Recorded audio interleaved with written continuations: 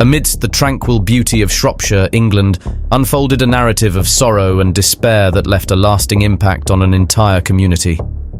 At the center of this narrative was Georgia Williams, a bright young soul whose aspirations were tragically extinguished by an incomprehensible act of cruelty. Georgia, with her boundless energy and dreams, embodied the essence of youth's vitality and optimism. Yet, beneath her cheerful demeanor lay shadows of turmoil that would eventually eclipse her promising future. Georgia Williams entered the world on September 17, 1995, in Telford, Shropshire, England. Growing up in a tight-knit family with her parents Lynette and Steve Williams, alongside her older sister Scarlett, Georgia's upbringing was filled with love and support. From a young age, Georgia exhibited a compassionate nature, always eager to lend a helping hand and ensure the happiness of those around her. However, this admirable quality would eventually become a vulnerability. Despite facing bullying during her middle school years, Georgia's transition to high school marked a significant turning point. She found herself embraced by a circle of friends, becoming a popular and beloved figure within the school community. Her compassionate nature and leadership skills were evident as she ascended to the role of head girl. Alongside her academic pursuits, Georgia pursued her passion for service by training as an air cadet, nurturing dreams of serving as an RAF paramedic in the future. Upon reaching 17 years old, Georgia secured a position at a local petrol station, where she quickly established rapport with her colleagues. Among them was Jamie Reynolds, a 22-year-old man who appeared withdrawn and marginalized within the group. Moved by her compassionate disposition, Georgia extended a hand of friendship towards him, determined to alleviate his sense of isolation. Through her efforts, Jamie gradually integrated into the social fabric of their workplace, joining in group activities and forging connections with his peers. As time passed, Jamie found himself developing affection for Georgia, recognizing her as the sole individual who had shown him kindness and believed in his potential. Fueled by hope, he began to entertain the possibility that Georgia might reciprocate his feelings. Encouraged by this belief, Jamie summoned the courage to express his sentiments to Georgia, expressing his desire to pursue a romantic relationship with her, even envisioning the prospect of becoming her boyfriend. However, Georgia, mindful of Jamie's emotions, gently declined his advances, conveying her reluctance to embark on a romantic entanglement and emphasizing her commitment to preserving their friendship. Despite his disappointment over Georgia's lack of romantic interest, Jamie appeared to accept her decision and endeavored to maintain their friendship.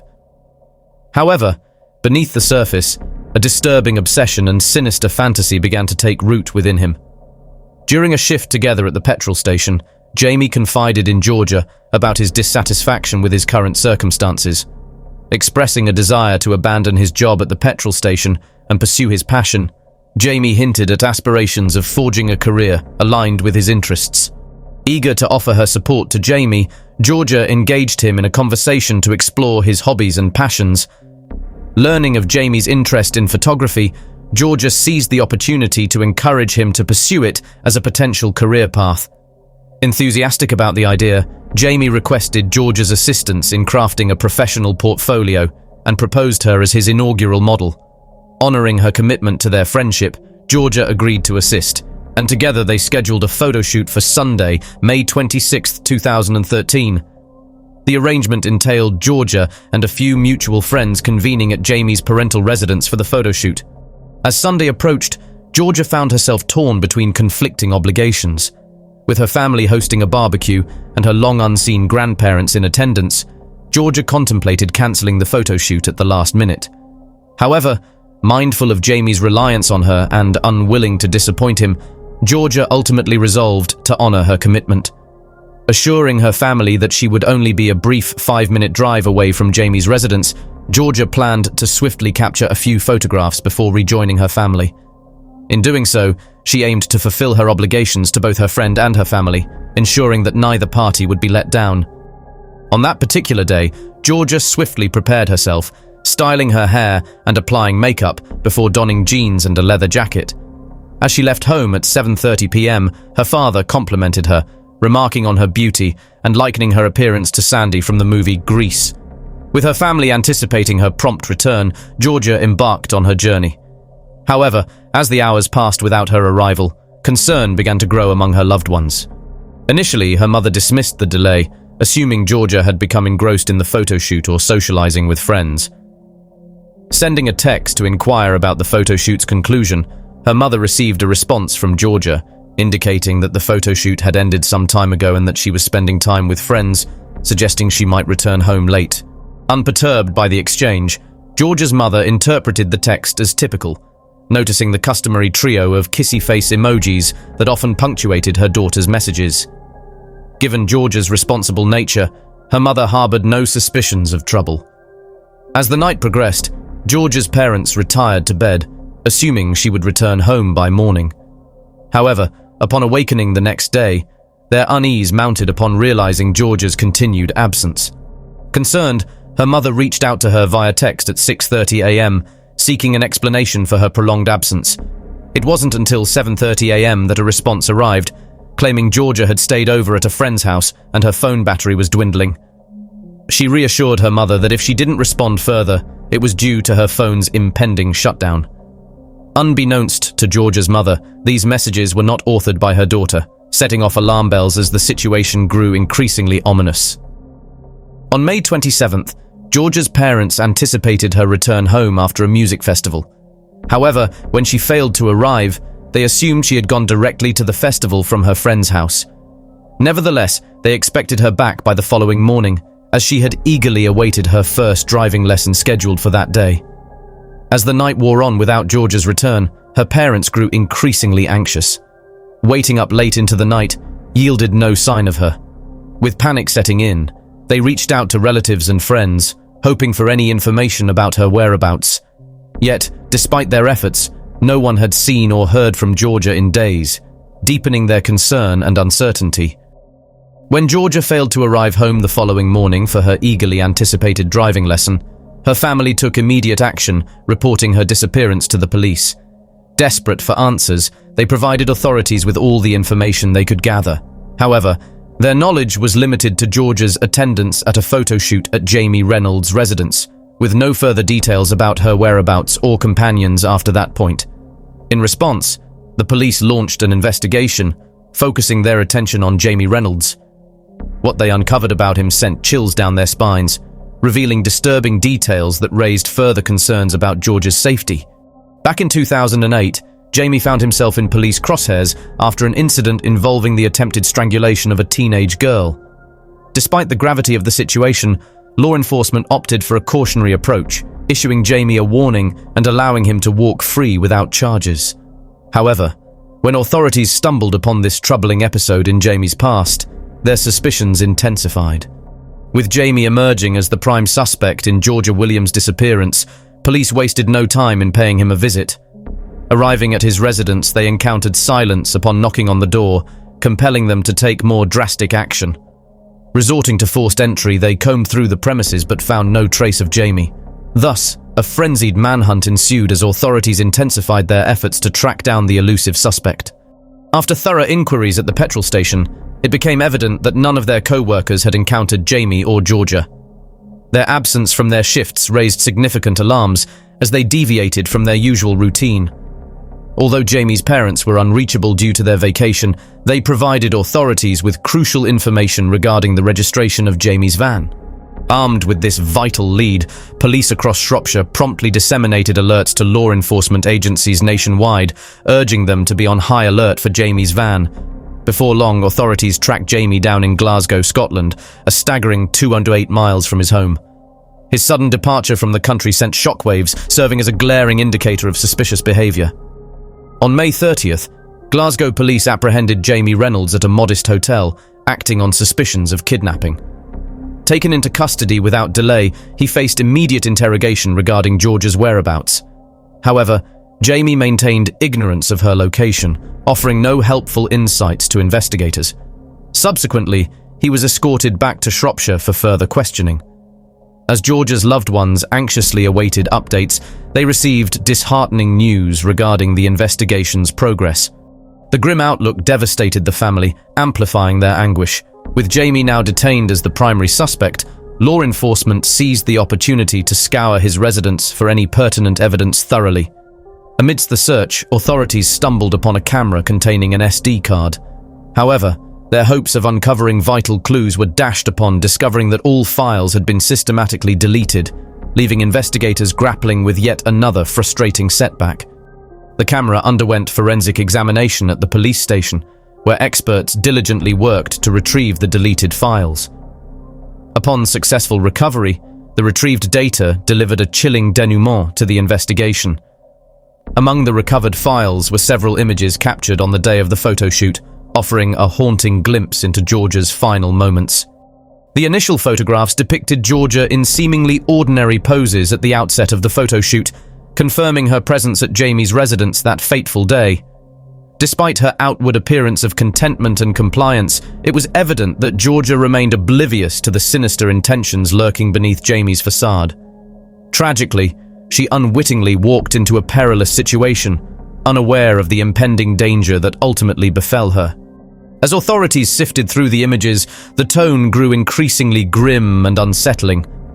Subsequent photographs revealed a harrowing sequence of events, portraying a distraught Georgia stripped of her clothes, standing vulnerable atop a red recycling bin, her hands seemingly bound behind her with a hanging rope ominously overhead.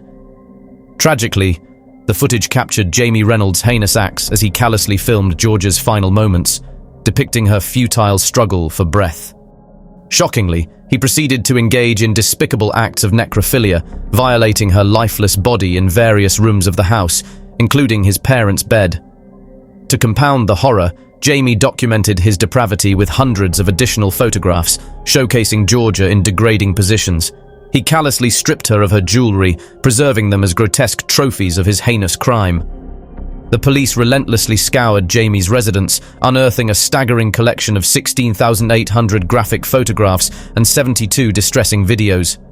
These explicit materials depicted unimaginable acts of violence, including sexual assault and snuff films showcasing torture and murder. Shockingly, it became apparent that Jamie himself was actively engaged in the creation of his snuff film, a chilling revelation. In a disturbing admission, he even confessed to deriving pleasure from acts of strangulation. Alarmed by their son's dark fascination, Jamie's parents abruptly cut short their vacation to meet with the authorities. During their conversation, they disclosed that Jamie had been exposed to this disturbing brand of ultra-violent pornography since he was just 14 years old. It is conceivable that his exposure to such content could have occurred even earlier, though their intervention came about when they discovered his activities. As they were unable to confiscate his laptop since he required it for school, they reached out to the internet provider and arranged for access to certain websites to be blocked. Nevertheless, at the age of 14, he independently contacted the internet provider and secured his own private Wi-Fi by making the payment, ensuring that his parents remained unaware of his continued access to these websites. When his parents initially discovered him viewing these videos, they grew alarmed and informed the police and child protective services. However, they were informed that no action could be taken as viewing such content was not deemed illegal. During the investigation, law enforcement discovered a collection of notepads containing 40 distinct narratives penned by Jamie. These stories revolved around the themes of inflicting harm, sexual assault, and the killing of women. Additionally, it was uncovered that Jamie had scoured social media platforms, printing and marking images of young girls with nooses around their necks. Among the narratives was one titled Georgia Williams in Surprise, mirroring the tragic events that befell Georgia. Authorities suspect that this particular narrative may have been a premeditated plan, conceived from the outset to be actualized. Jamie initiated the writing process in January, completing it a mere 3 weeks before the murder occurred. Jamie stubbornly withheld any information regarding the whereabouts of Georgia's body, vehemently maintaining his innocence. Faced with his refusal to cooperate, investigators embarked on a painstaking journey to retrace Jamie's movements from the Monday morning following Georgia's murder.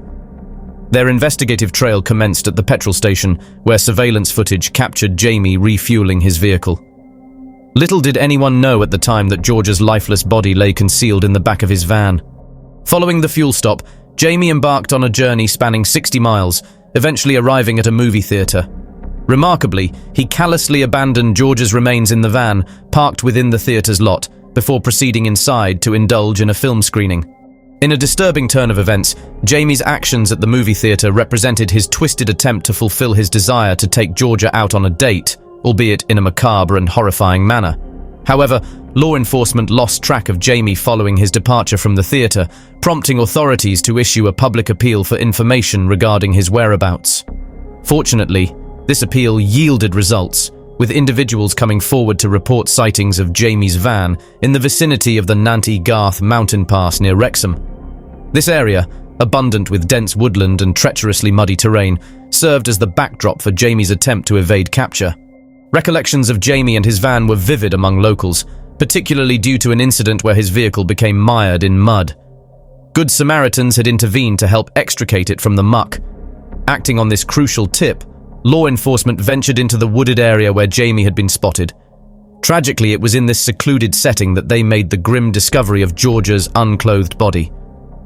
Following the recovery, Georgia's remains were transported back to Shropshire. A subsequent post-mortem examination revealed that Georgia had succumbed to asphyxiation, likely resulting from pressure applied to her neck by a ligature.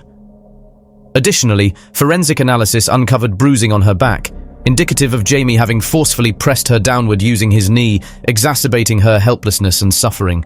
Despite steadfastly maintaining his innocence and denying any involvement in her murder, Jamie's stance took a dramatic shift on the inaugural day of the trial in December 2013. Without warning, he opted to rise and plead guilty to all charges leveled against him.